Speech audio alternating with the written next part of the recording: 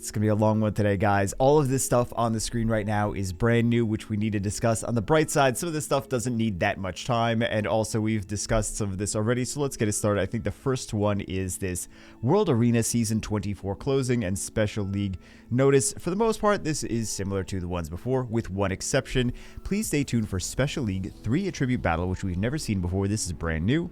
3 Attribute Battle is only water, fire, and wind monsters. So no crazy LDs, no Ragdoll, Gianna, no Han and Kitian Dasheng. I don't want to do Special League. I already don't want to see the Special League. But we're going to see, usually we see more Cleaves in Special League. This should be no different, especially that Ragdoll is out of the equation. And some of these super OP anti-Cleave LDs are not going to be there. So I think we're just going to see lots and lots and lots of Cleaves. As usual, we don't really have to talk too much about that, but it's nice to see a non-LD abuse as everyone's getting a free LD Nat 5. It's nice to see a non-LD Nat 5 Special League. So, well, we see non-LD Nat 5 Special Leagues in the ones that are just for 4-star and below already. So, yeah, just another one, another less whale special league. So what do we have next? Siege Battle Tournament Season 11 Prediction Event. This is fairly straightforward. It is the same as the rest of them. Just try to pick the ones that were higher ranking before, and you're usually going to be pretty safe.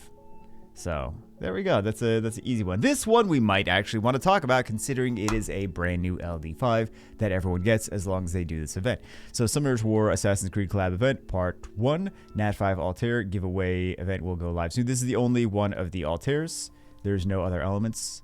I kind of want to say that. What is that quote? I won't say the quote. We don't need to spend too much time on this.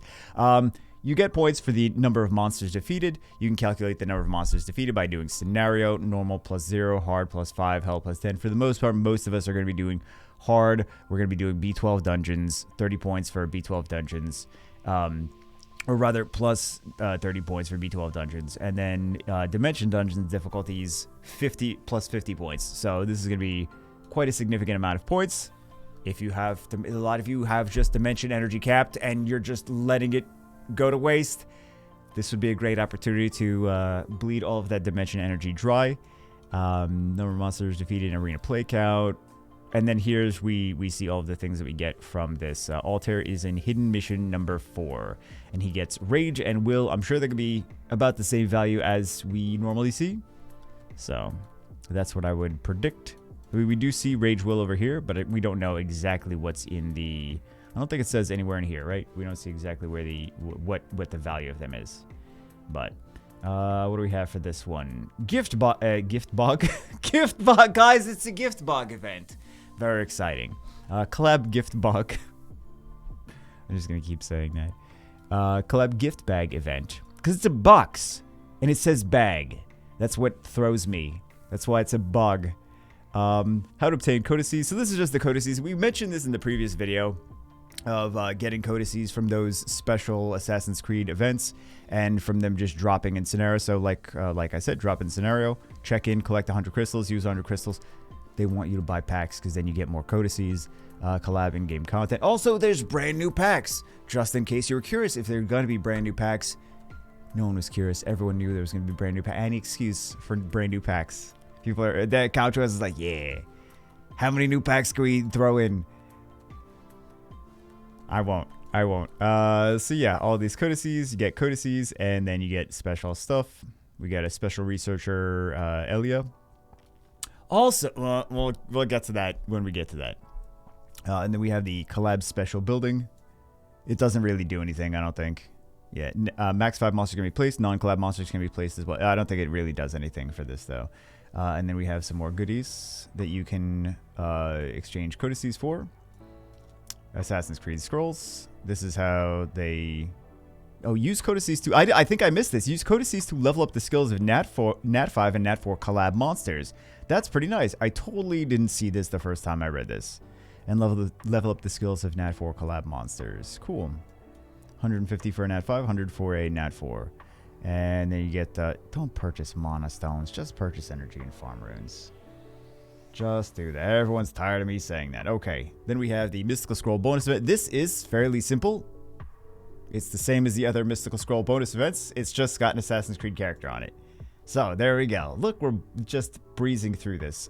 This is just showing the time of when everything is actually going to update. And then this, let's go through this backwards, because of course we will.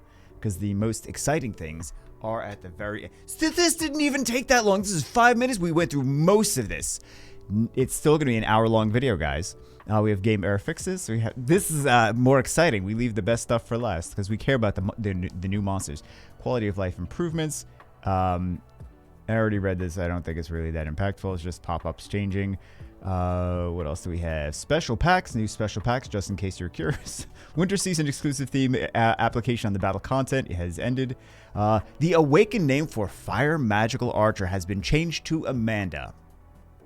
Because we now have a Cassandra. And it'd be too confusing to have a Cassandra and a Cassandra.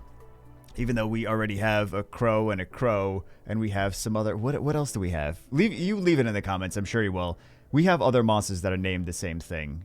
I can't remember them off the tip of my tongue, but yeah. Welcome event improvements. Event is now permanent. You can enter the event and obtain rewards at all times. We have World Guild Battle start time change. There's actually an interesting thing to note. I did not even... I don't think I even noticed that at first. I just breezed through it. I'm like, oh, it's just the same stuff. We have some Assassin's Creed emojis. I kind of like them, actually. The emojis are cute. I mean, they get spammed all the time, and you get pissed off when they get spammed, but they're kind of cute. What else do we have? SP summons. You guys know how they work. You get increased chances of getting the SP summon collab monsters, as usual. Assassin's Creed scroll, you guys know how it works. This is the same thing as the Street Fighter scroll, same thing as the Cookie Run Kingdom scroll. We don't have to go too crazy on it. You can only summon Assassin's Creed monsters from the Assassin's Creed scroll. But you can also summon them all of these different ways as well. Let's see. Collab monsters in TOA, we've already mentioned in the previous video. Arena Rival NPC, we've already mentioned in the previous video. Also, if you're familiar with the other collabs, it is the same as the other collabs. What else do we have? Oh, this is the clearing the boss for the new dungeon. This is the new dungeon. We've already discussed this in the previous video, so I don't want to go too crazy discussing all of this again. We have Assassin's Brotherhood missions, which we've already done. And then we are finally down to actually seeing the monster skills, which is the best part about this. We've already discussed the light Altair. I already forgot what he does. I mean, aside from this threat state, I remember the threat state. I remember this attacks the enemy to inflict damage, ignores all damage reduction effects, which is nice against things that have shields, which is nice against things that have, like, for example, Leona. I always have a hard time. Well, not anymore, but historically, I've had a hard time with Leona because I like to just, first off, not land defense breaks for whatever reason, and yeah, but this is nice. It's the same thing as the snipers. Inflicts damage that ignores damage reduction effects with skill 1. And then the Hidden Blade attacks the enemy with a Hidden Assassin Blade. If you don't get attacked during the turn of the enemy, the damage of Hidden Blade increases by 25% each. It's kind of like a Christina-ish skill, but you do actually have this synergy together of putting the threat state on an ally, and then he will stack and be able to do extra damage with Hidden Blade. So I feel like I would just rune him as a bruiser, not like a squishy damage dealer. But it's the same. It's very similar to Christina, but he has more synergy. What else do we have? Fire Ezio, we mentioned in the previous one. I think he's going to be pretty nasty on siege defense. He kind of feels like he's going to be nasty on siege defense, at least. We have the... And keep in mind, also, just in case you guys are not going to maybe pay attention to the star levels and just be like, oh, these are the 5 stars. They're not the 5 stars. Some of these are 5 stars. Some of these are 4 stars. So, Wind Ezio is a 4-star. Dark Ezio is a 4-star. So, they are actually going to be somewhat easy to obtain. Maybe not easy. Maybe not. They're going to be maybe somewhat reasonable to obtain for people. Especially if you've saved scrolls and you're using the SP summon button. Bayek, we get 4-star. The water one is a 4-star. The light one is a 4-star. Some of these are going to be much more impactful if they have higher base speed. Some of these is really all about the base speed, or if they have speed leads, and that would make them meta. But that's usually how that works anyway. So Cassandra, this is why the Fire Magic Archer changed from Cassandra to Amanda. So, I mean, if people used her, that would be confusing, but no one really uses her. Well, I know one person. Shout out to the one person that actually uses her. Water Cassandra is going to be a 4-star. Light Cassandra is going to be a 4-star as well.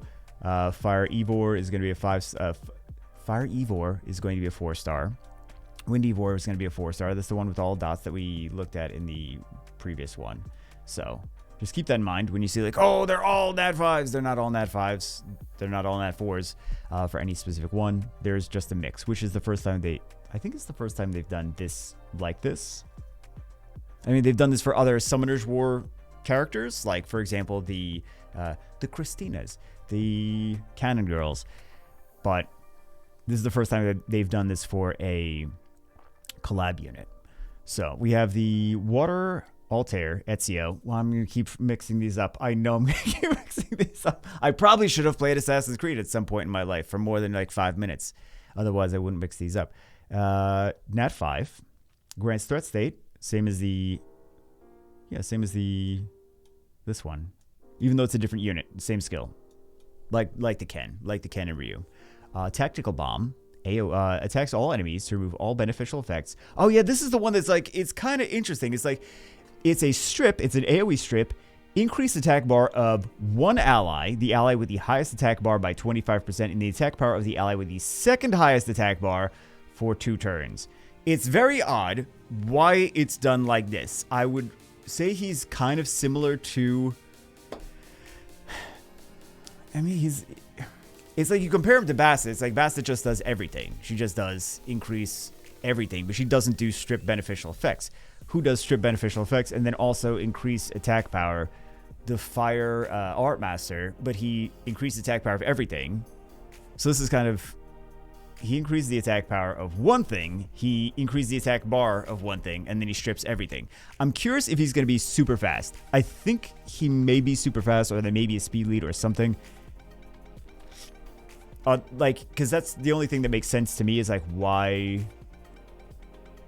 this wouldn't be stronger is like maybe he's got something else going on in his stats or his leader skill. And also he's a Nat 5. Then we have the Wind Ezio, 4-star. First skill, same. Second skill, Nimble Assault, attacks the enemy twice to decrease its defense with an 8% chance. I'm sure it'll go up to 100% chance after skill ups, and its attack bar by 50% with a 30% chance. This is not bad in like a siege situation, possibly. And then Assassin Brotherhood Assault attacks all enemies to decrease attack bar by 25% each. Decreases skill cooldown of all allies by 1 turn each if an enemy dies. I don't know if I love this, but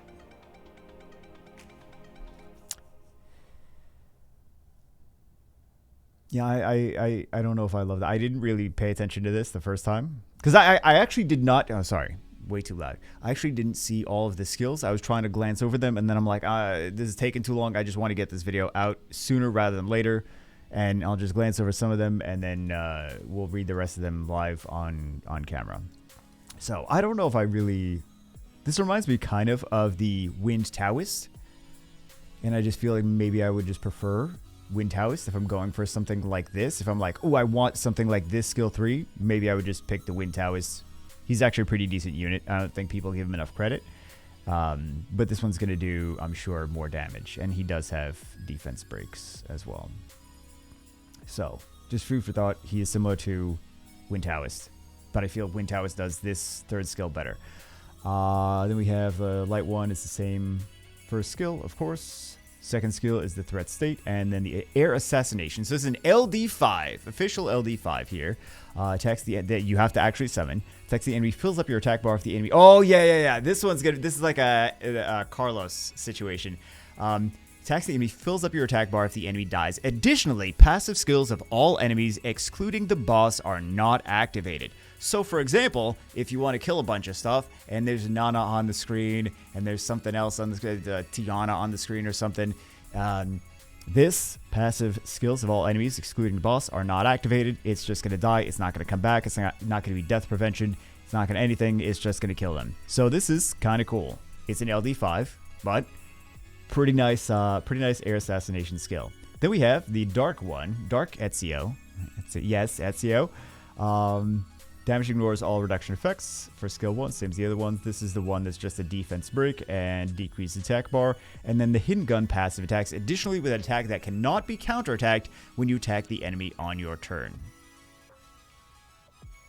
Cannot be counterattacked. I don't know if this is going to be super... Like, there's some situations where this could be pretty nice, but I don't think this is like a crazy, wow, oh my goodness, I really want to pick this all the time kind of unit. Not really too excited about that. I'm excited about this one, but it's an LD5. Not really excited about this this LD4s. Oh my goodness. Then we have Fire Bayek. So he has an HP. All these are attack type units, I believe. Yeah, all these are attack type units. These ones are difference between support and HP. Fire Bayek. Attacks the enemy, disturb HP recovery, 2 turns, 70% chance. I don't really love this disturb HP recovery for a skill, but it is what it is. Consecutive slash attacks the enemy 2 times, remove 1 beneficial effect, and silence. Some of these, it really depends on how fast their base speed is or if they have speed leads. This could be really nice if they have high base speed. Strip and silence. Damage increases according to your max HP. Rampage of Rage removes all harmful effects granted on yourself. This reminds me kind of Chow. Removes all harmful effects granted on yourself and recovers your HP by 40%. Afterwards, attacks the enemy 5 times, dealing damage proportionate to your max HP. So he's a Fire Bruiser. He's an HP tank. He cleanses and heals himself with not a passive, just with the skill 3. And then attacks the enemy 5 times, damage proportionate to max HP. So maybe you might want to put him on like speed, crit damage, HP damage, HP with speed and subs, something like that.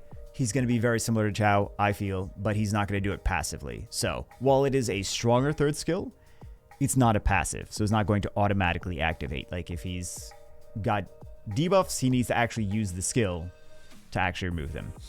I'm sure you guys already figured that out. I don't know why I'm saying it again. We have the Water Bayek, 4-star support unit. Same for a skill. Second skill shoots 4 arrows to attack the enemy. Keep in mind, some of these are multi-hit skills. Like we have 4 arrows, 4 arrows. We have the 5 attacks here, so additional damage is going to be strong there as well. Decreasing the enemy's attack bar by 20% with an 80% chance. Damage increases according to your max HP. This kind of reminds me a little bit of... Like these guys just kind of remind me a little bit of the Fire Slayer from the Street Fighter collab, right? Because we have decreased enemy attack bar, and we have multi-hits and things like that.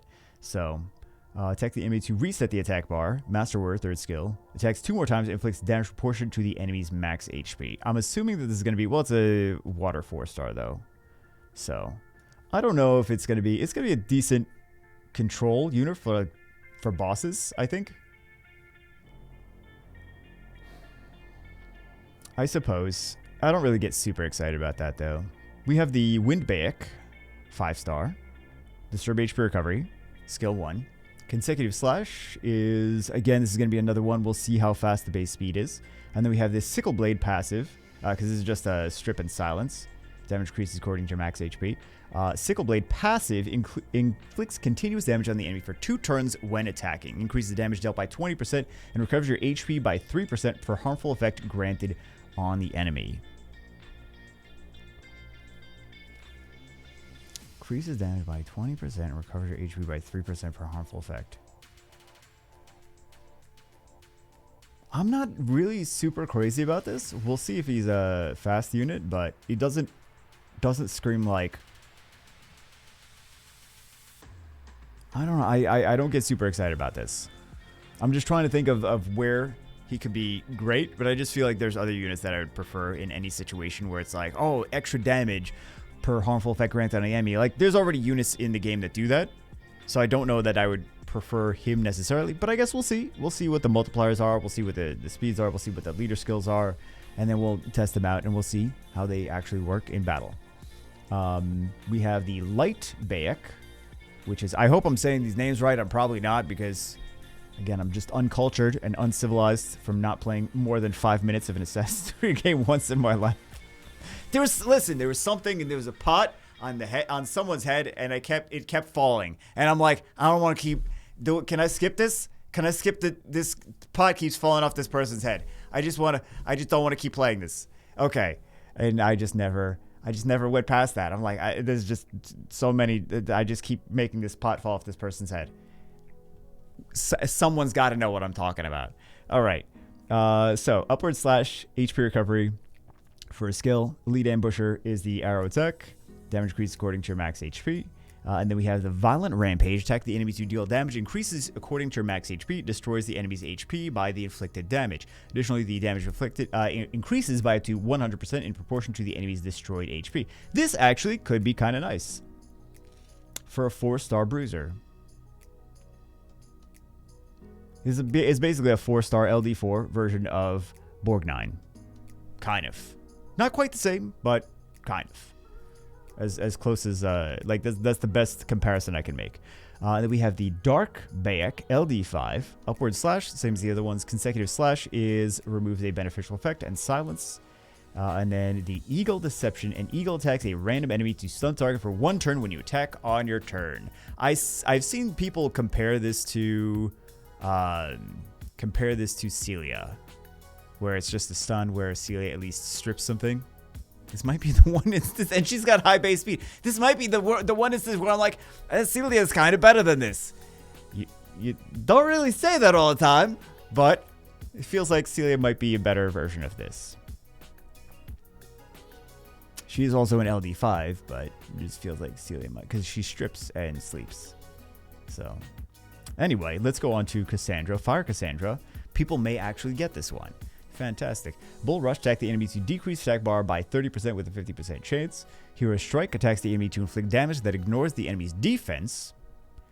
Decreases the skill cooldown of Hero Strike by 1 turn if the enemy gets defeated by this skill. So I'm sure there are going to be a lot of enemies defeated by a Nat 5, which probably has decent base attack. She's an attacker. I would hope that she's got decent base attack and ignores defense. So there should be a lot of decreased skill cooldowns for this.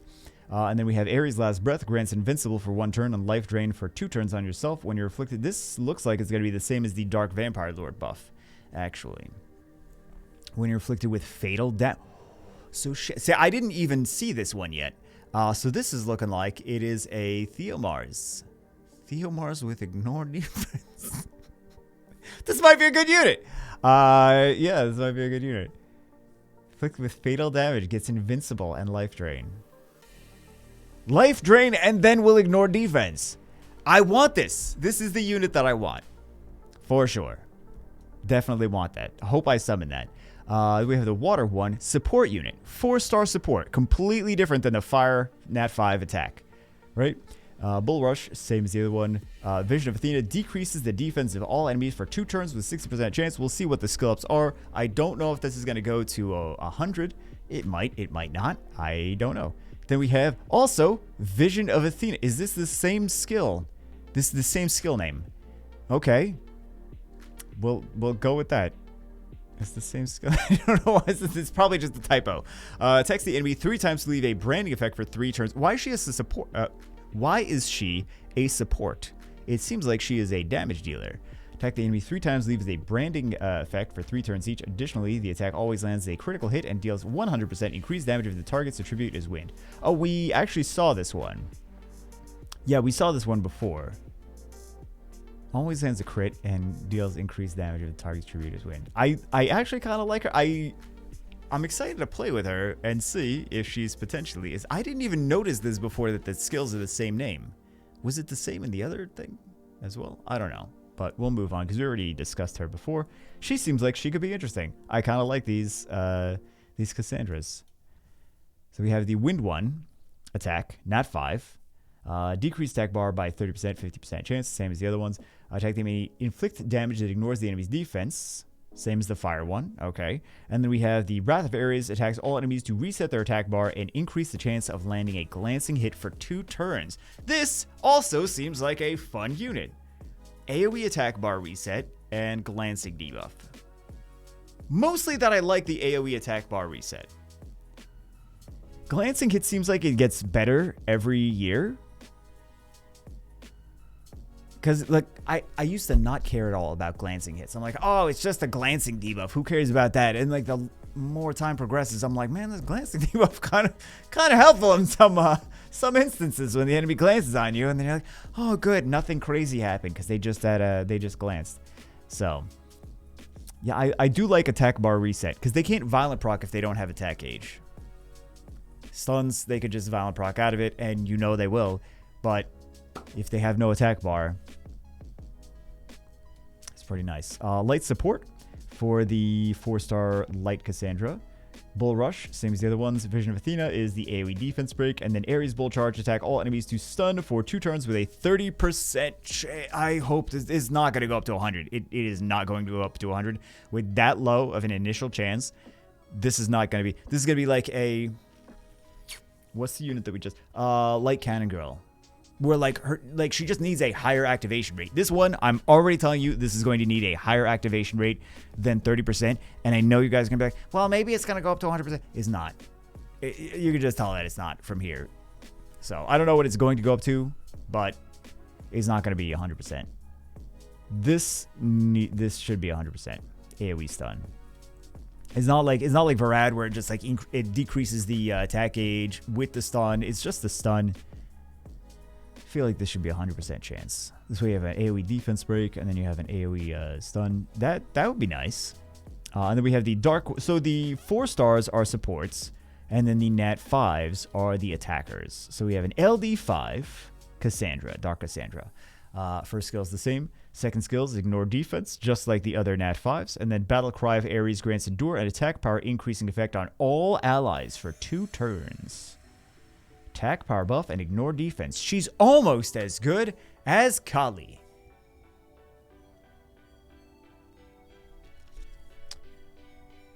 Kind of right. I mean, hold on. Because Kali does speed buff, attack buff, also invincibility for herself, and ignore defense. The same ignore defense. I mean, Endure's nice. Everyone gets Endure. Some people would prefer this, but Kali's a pretty solid Nat 3. She's a very, very good Nat 3. This is too similar to Kali. There's going to be a lot of comparisons for an LD5 that you have to summon, and it's very, very hard to do, versus a Second Awakened. But maybe that's good. I mean, that's... Maybe that's not good. I shouldn't say maybe... yeah, I shouldn't say maybe that's good. And we have the Ivor, or Ivor. I don't know how to pronounce that. Again, I don't play Assassin's Creed. Attacks 2 times. Decreases the enemy's defense for 2 turns. 20% chance each. This is not going to be very high. I think maybe it'll be 50%. Guessing. When it's fully maxed. We'll see. Maybe not. But yeah, it's 2 turns. But we're familiar with these, I'm sure. These multi-hits where it's got a tiny chance each. And then you're like, oh, it didn't land. It's like, well, there's 2 hits, but they both have a small chance. Harpoon Impalement. Attack the enemy 2 times. Stun for 1 turn. Decrease attack bar by 50% with a 50% chance each. Additionally, the inflict damage increases by 50% if the enemy is under inability effects. Which it already does the inability effects in the skill. That's nice when it synergizes with itself. You don't have to like, oh, I gotta make sure I bring this with this because that's gonna have to synergize together. I gotta build the comp a specific way to use this one unit. It's like, no, it just synergizes with itself. And Eden's Heart, probably saying that wrong, recovers the it's a passive. And this is a 4-star fire HP unit. Keep that in mind because all these are different ones. All these are different elements and star levels and everything. Or not elements, classifications. So, recover the HP by 30% of the lost HP if you don't get attacked during the enemy's turn. Additionally, the damage inflicted to the enemy increases by 50% if you have half or more HP remaining. It'll probably be okay. Not anything... Not terrible, not great. Just, like, usable. I think probably just about that. Middle of the road, maybe siege unit.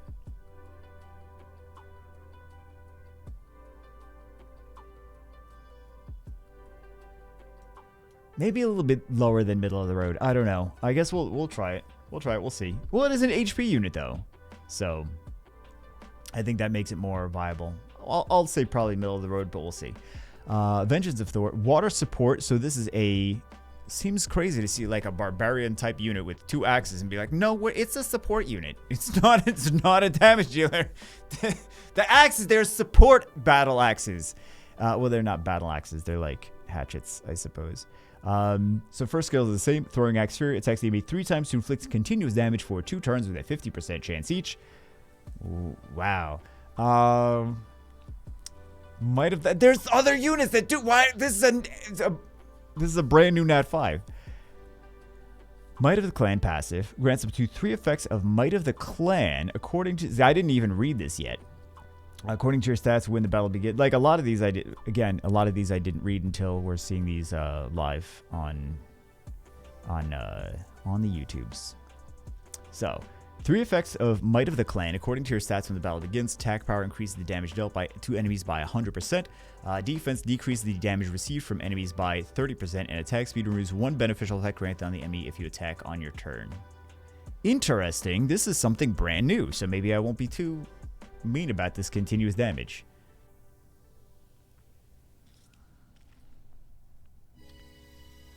I'm excited to see the new buff. I don't think it's going to be...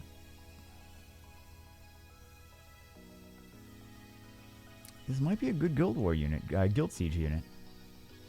Support unit. But it seems odd that it's a support unit. If it's like getting attack power buffs. I don't know, like, this doesn't seem like it's a support unit. Am I crazy for thinking that? Then we have a wind support unit. It feels like it should be a different classification of unit, and also feels like this second skill should be a not continuous damage. It feels like it should be more than that. Something else. Something more exciting for a brand new Nat 5. And then we have the Wind one, Nat 4, support unit. Again, not a support units for these units that are carrying axes. Throwing Axe Fury attacks the enemy, continuous damage, 2 turns, 50% chance each. And then we have the Rage of Helheim, attack the enemy 3 times to inflict... oh, we already saw this one, didn't we? Yeah, we already saw... This is the one that explodes continuous damage granted on the target. To deal... additionally deal the corresponding damage. So... I think this is just continuous damage in general. I don't think this is the... Some people are commenting that it's like, oh, it's just her continuous damage. I'm like, I don't think so. I think this is just going to be all the continuous damage. I don't think it's going to be just her continuous damage. So I'm not sure why they think that. But Light LD5 Cassandra. Hopefully this is going to be a good one. 2 times, decreased defense. Same for a skill, of course. Harpoon Impalement attacks the enemy 2 times to stun and decrease the attack bar. Additionally, the inflicted damage increases by 50% if the enemy is under inability effects. And then we have the Thrill of War passive. Gains immunity against inability effects. Very nice. Increase. There's only a few units that do that in the game. Increase your attack bar by 10%. I'm missing a 0. Those placeholders sometimes are very important. Increase your attack bar by 10% whenever the enemy or an ally gains a turn. So, this is like a Dark Horse that also can't be stunned. And it works even on allies. It's only 10%. I kind of like it. I mean, I don't know if it's LD5. Like, it's not crazy. But I think it could be used. I think it'd be useful. Tag type unit. Finally. It's the only one of the Evors. Was I calling these Cassandras? I might have been calling them Cassandras. Oh, I think I did that. All right. Well, it's early in the morning. Listen, guys, I just woke up not that long ago. So I don't want to see the comments. I don't want to see them. Vengeance of Thor, LD5 again, but this one's an HP tank. This Evor is an HP tank, not Cassandra. And then we have the continuous damage. I'm not really too crazy about this continuous damage skill too. And then we have the Assailing Horn, increase attack allies attack power for 3 turns and attack bar by 30%. Okay. Afterward, let's see the base speed of this. Let's see if there's a speed lead for this. Afterwards, all allies except for yourself attack random enemies. Oh, what? Why? LD5, attack power buff, attack bar. So basically like Bastet. But if Bastet was like, hey, by the way, Lucian, you're going to just do whatever. Or maybe you can choose the skills. I don't know. Maybe you can choose the skills and it...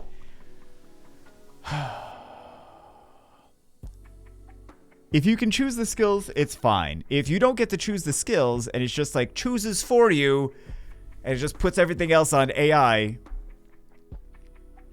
Or is this... Wait a second. I think I'm reading this wrong. I think you guys maybe have already figured that out. It doesn't say that the next turn they get... It attacks random enemies. It's just increase attack power, increase attack bar, and then as part of the skill, they attack random enemies. I think that is what it is. This could be good for siege defense with Odin. Well, it's missing a stack, like Basset stacks, and Odin's gonna do random stuff. Well, forget Odin. Just forget Odin. Without Odin, this could still be good. Because Odin, you don't know who he's gonna hit. This, you don't know who it's gonna hit. So that already takes one part out of the equation. So you don't actually need Odin for this. This, well, we'll see what the stats, we'll see what the leader skills. This could be interesting. Because I think I was just reading this incorrectly at first, or assuming that it worked one way and not another. Yeah, I think this is just, I think this is like Lisa, where all allies attack together, but they're just attacking random enemies. So, very interesting. Some of these I'm more excited about than others. I do like some of the ignore defense. I'm not so crazy. Again, I'm not so crazy about like the continuous damage or some of these things, but there should be some decent ones that we get to play around with. They look better on release than the Cookie Run Kingdom units, at the very least. So that's going to be... They look like they're going to be more fun to play with than that. And also, I think there's more people are excited about Assassin's Creed Collab than Cookie Run.